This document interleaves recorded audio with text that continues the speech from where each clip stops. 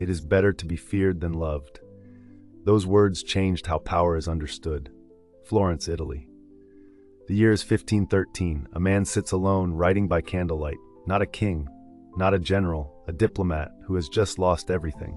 His name is Niccolò Machiavelli. He had served the Republic of Florence for years, traveling between courts, studying kings, soldiers, and alliances, learning how power moves, often in silence. He believed in the Republic, in balance, in civic order.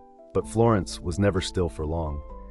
In 1512, the Medici family returned, backed by force, backed by influence, and the Republic fell.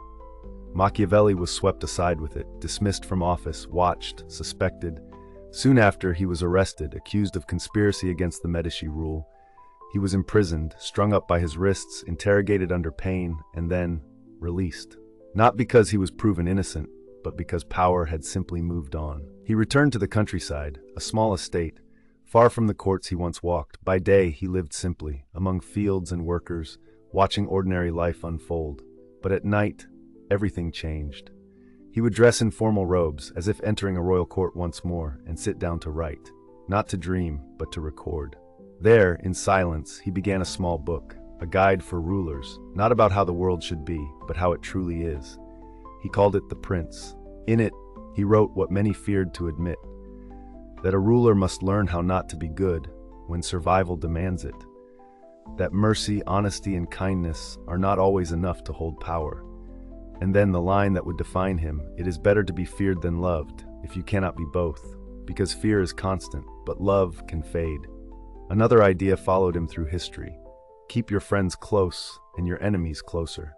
Whether he said those exact words, or whether the world simply heard his message, the meaning was clear. Power is not built on trust alone, it is built on awareness. Machiavelli was not writing fairy tales, he was writing observations. He had seen betrayal up close, watched alliances shift overnight, seen leaders fall because they believed loyalty would protect them. So he wrote what others would not say, that power has rules, and those who ignore them rarely survive. For centuries, his name became a warning. Machiavellian, a word for cunning, for manipulation, for cold calculation. But that is only part of the story, because beneath it was a man trying to understand the world as it is, not as we wish it to be. He died in 1527, without great wealth, without restored power, but his words remained, studied by rulers, quoted in war rooms, whispered in politics, and still debated today. Was he teaching cruelty or simply revealing truth?